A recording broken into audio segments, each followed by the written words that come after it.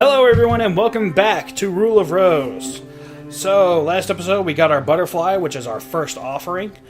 We also went and played dress up. We're currently wearing our tennis player outfit because I don't believe any of the older footage that you'll start seeing here in a little while, after episode 5, all of that footage will be older. I'm just going to let you know. After that, we never really used the tennis player outfit because it's not that cool. Oh, by the way, this is the dessert fork. This is your first goddamn weapon, and this is how you fight with it. Oh, yeah. It's pretty much pathetic. But I'm going to use the Master Syringe because this is probably the best weapon in the game. It's as strong as the actual best weapons in the game, the ones you can unlock later on. And it has good range, which is a big thing in this because, as we said before, the developers admitted they didn't have time to go back and fix the broken-ass combat system in this game. So there's a particular boss fight, and when we were first going through it using the strongest weapon we had, that boss probably took 50 hits. Oh yeah, easily. It was we insane. counted them at one point, and it was like 50. But no joke. With the syringe, it was like 20. Yeah. 20, 25.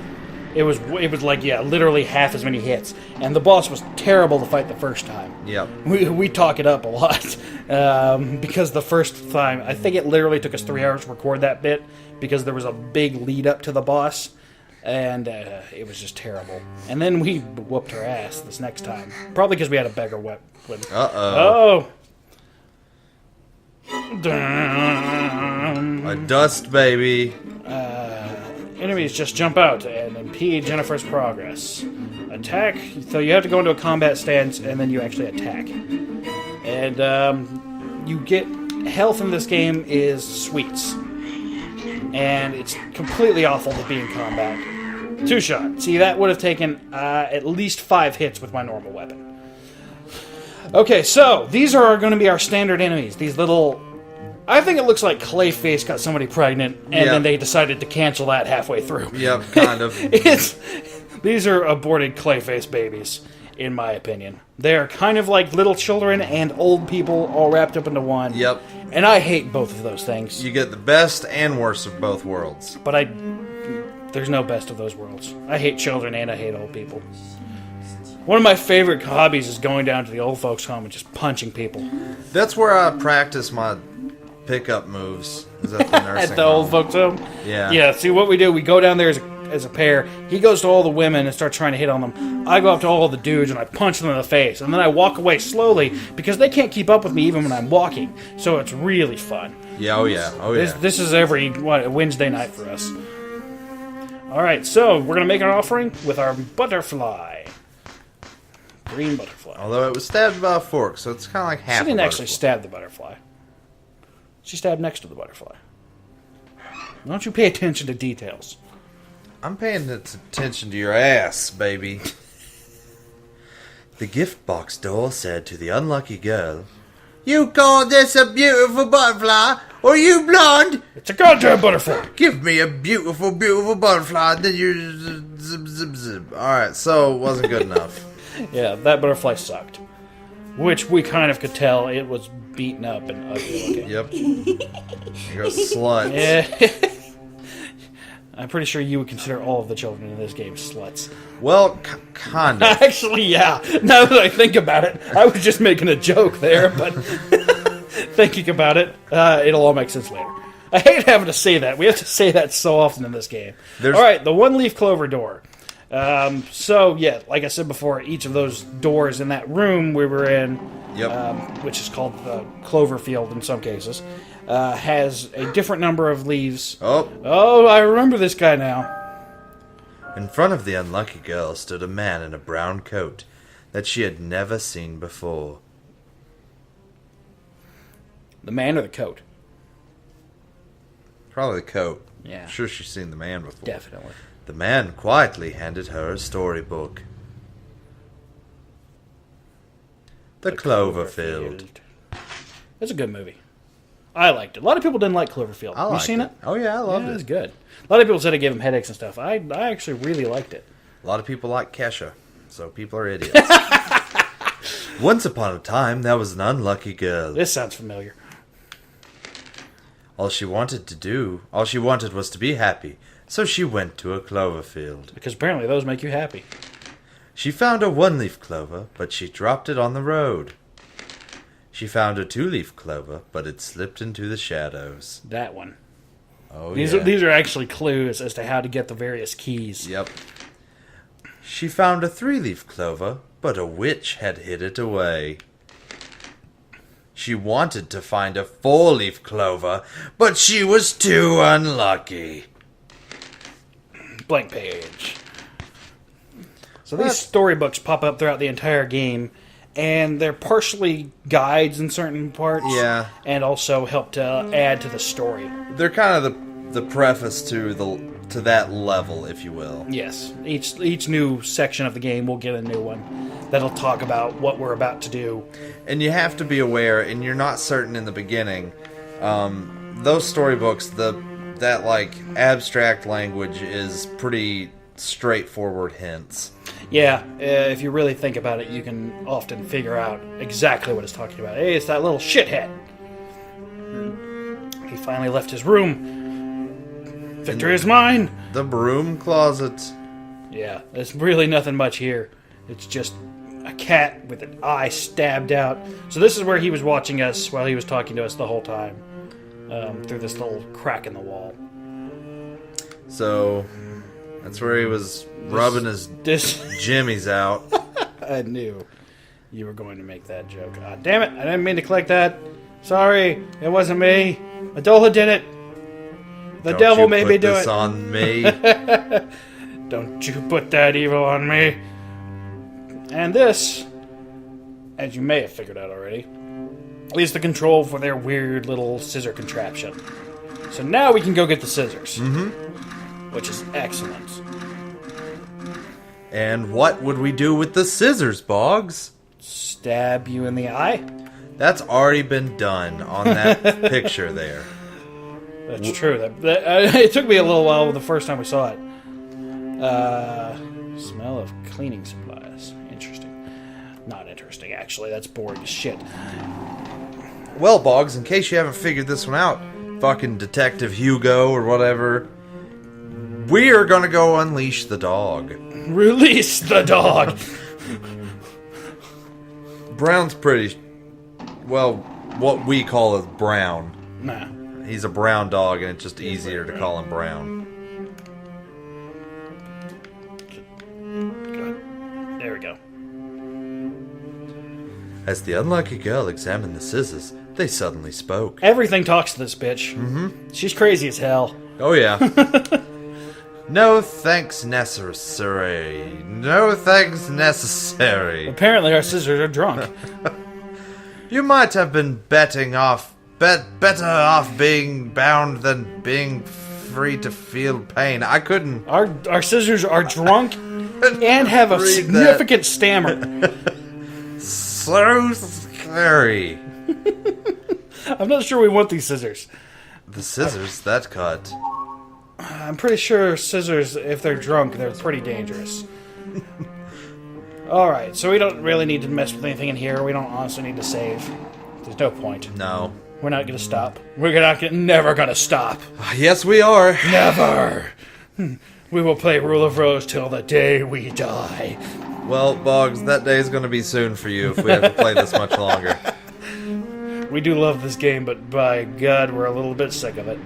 Actually, we're really sick of it. Alright, so yes, obviously we're going to use the scissors here to free this dog. To just drop him on his ass. And the scissors are also not usable as a weapon, which, okay, I guess I wasn't close enough.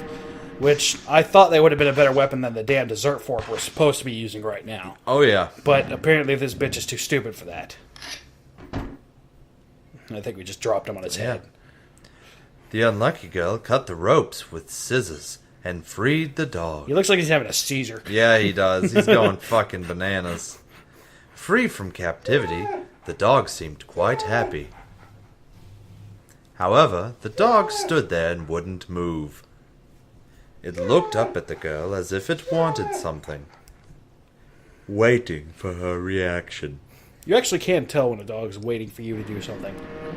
It's part of why I like dogs. You can actually read what a dog's thinking. So here we use the dog collar. Because the dog wants a dog collar. Yeah. My dog loves his collar. He gets, like, super excited whenever you put his collar on. I don't even know why. My cat hates his bow. Well, I don't blame him for that. Brown. Gray. Black. Turquoise. Brown. So first time we played this game, we actually had a little wager almost going on. Oh, Luckily, yeah. I didn't wager anything as to whether or not that dog was indeed brown. I thought Brown was dead. And Adola thought that was Brown. Turns out that is Brown. So, yes, most of the buttons in this game are actually dedicated to giving Brown commands. Yes. And he is actually the key mechanic in this game. Which is pretty neat. He's pretty well done, in my opinion. Yeah, it's interesting. Yeah. Grab it. Thank you. Biscuit Ted. Yes. I know how to do all of this. I'm a genius. Unfortunately, you have to go through this stupid tutorial. Yeah, we do have to do a tutorial here. So, we have a find slot and an equip slot. The equip slot is your weapon. The find slot is whatever you want Brown to find at that time. And then you tell him to go, and Brown... And he finds it. It is not. It is always the shortest path, but yes, it's never a guaranteed path. that's the one thing that is kind of interesting. Brown takes the shortest path possible, but he doesn't know if a path is obstructed or not. So it can really fuck you sometimes. Yeah, sometimes you have to find your own way. He just gives you the direction, which is actually a good thing. I think it's way better that he doesn't just lead you around by the nose. I'll disagree. There is a section with the pig enemies. You are running through a very confusing area, trying to find something, and those pig enemies will fuck your world super fast. Yeah. they And will. Brown runs you... That's true. That part was hard, but I suppose it was late in the game. I mean, I suppose some parts of the game should be hard. Not from combat. Not in Yeah. this game. I don't know. Anyway, so We now have it took us a little bit to figure out. And each item has find targets. Some of them have multiple, some of them only have one. We know for a fact that some of these, like this, all the targets are other biscuits and optional things. Mm-hmm. So you can actually use the find targets and pretty much 100% the game if you get all of the find targets. We're not doing that.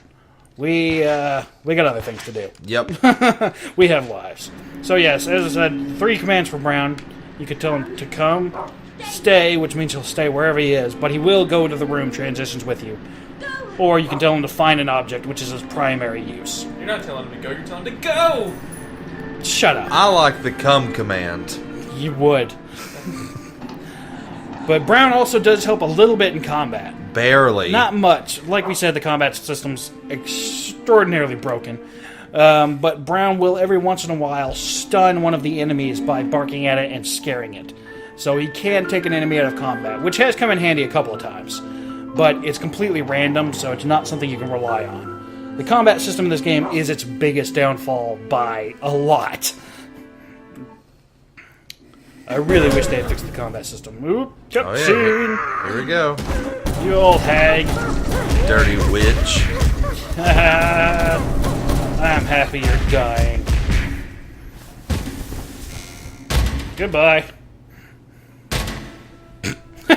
One more, good measure.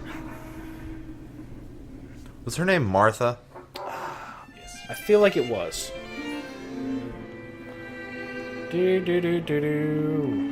Alright, so Brown, yeah, I forgot about that. Brown has trouble with the stairs. Yep. He kind of just jogs in place at the bottom of them. So, Brown right now is trying to find the object attached to the current clover Wait, we have. before you go in there, you want to show him Brown's costumes? I suppose we can. Oh yeah, one thing I totally forgot and neglected to He mention did.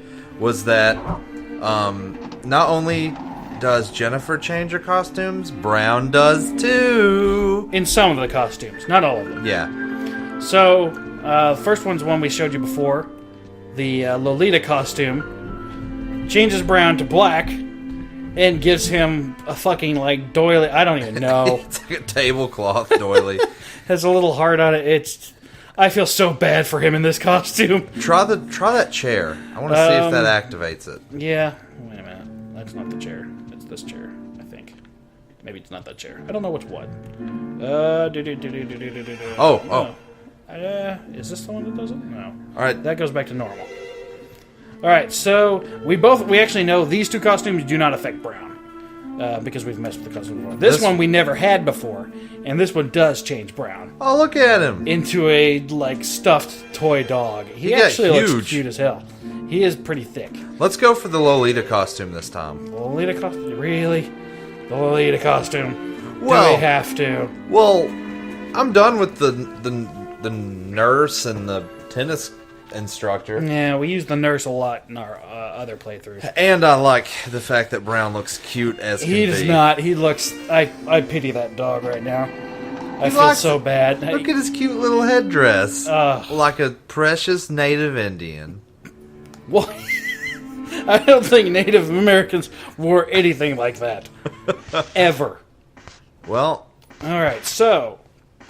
use this to unlock the one-leaf clover door. I think if Native Americans, used a little sense, like wearing doilies as back pieces, Yeah, maybe that's sense. maybe the Trail of Tears wouldn't have hit them so hard.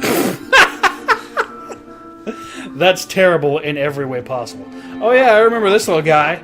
He's masturbating. He's jerking off. He is masturbating his dick off right now. Nicholas, the sloppy prince. With a look of annoyance, the prince licked his tongue and mumbled at her. Why, you go away. He is jerking off right now. I'm going to say that he is, because I know where he's looking. Yeah. There's a hole there. There is a little hole there. We can't see it because he's in the way. And we found a broken key. I wonder what this key could be. When the copper leaf was attached to the key. I don't know how she attached it with that Yeah, I glue. know. She just soldered that back together with her fucking hands. So, this is now the two-leaf clover key. Which it didn't seem like we needed, but we actually do. Yes. This section, by the way, will be explored further later on. There's nothing here at the moment. But we do have to come back here. And it sucks. I am being circled by all of Yes, Adola is really distracted right now all because my fur babies. his ferret and both of his cats are running around this room like imbeciles. And so he's being distracted and not doing his job, which is going to get him fired real soon. Recording equipment.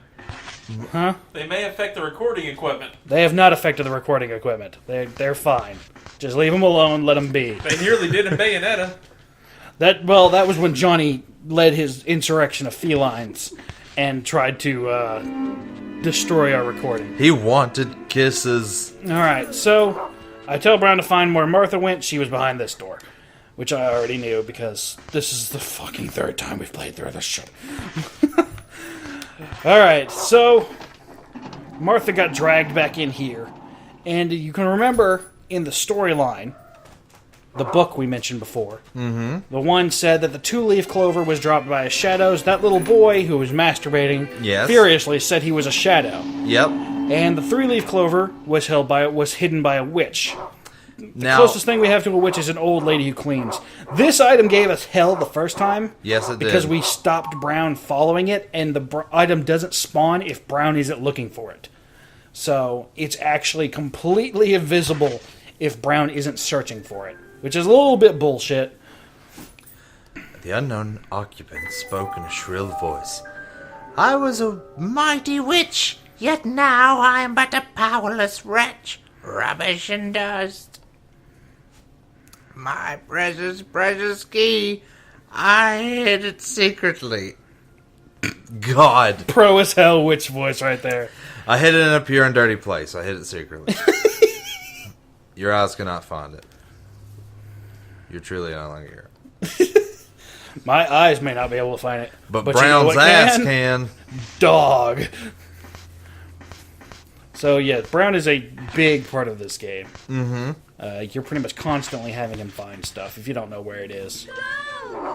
Even when you know where it is, you might as well just have him find it. Yep. Because it may not spawn, like we said before. And I forget half the stuff in this game anyway. Children's... Fat ass Amanda. Amanda is pretty terrible. You will learn to hate her by the end of this game, if you don't already.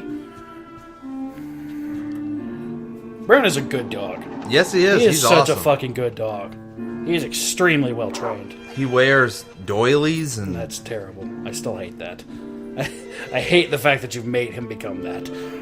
Look at his cute tail, though. Yeah, fuck that. I'm gonna switch clothes. What are you wearing? Huh? What do you plan on wearing? I was gonna wear the ragdoll outfit. Oh, okay. Because we never had that in our playthrough, so this is the only time you guys will get to see it, sadly.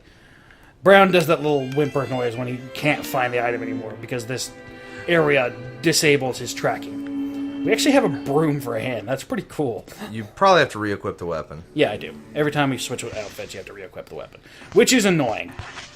This also came with the Master Sword item, which is just a stick. But, once again, the Master Sword, because it has range, is a better item.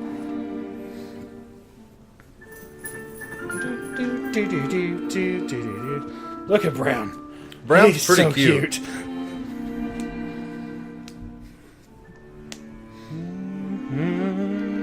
Alright, go dog. Oh, yeah, another thing about Brown. If you're too far away from... He may not be able to find it. Yeah. Every once in a while, if it's like clear across the ship, he won't know how to get to it. But he has a pretty decent range. Yeah. I mean, he can find through multiple rooms, so it's very rare that you'll have a problem with that. If you do, it's probably because you took a wrong turn somewhere. There's that slutty bitch. That was a fucking circle. Yeah. An example of where... Yeah, see, we could have cut through the smoke room, but Brown didn't register that path, basically. Which is weird. So this part is stupid as hell. Because you have a pair of scissors. Yeah, we thought we could have cut through that with the scissors before, but apparently we just needed a superhuman dog. To tear away leather. I guess he's from Krypton, because those look like pretty fucking thick ropes holding that on there. So there you go. The third key was Three-leaf clover key. hidden away. It Hidden couldn't here. be. It couldn't be seen by human eyes. No, only dog power. So, we're all out of time for this episode. Next time we'll see what's behind the three-leaf clover door. Tune in, like if you like this video, subscribe for some more. We'll see you next time. Bye-bye.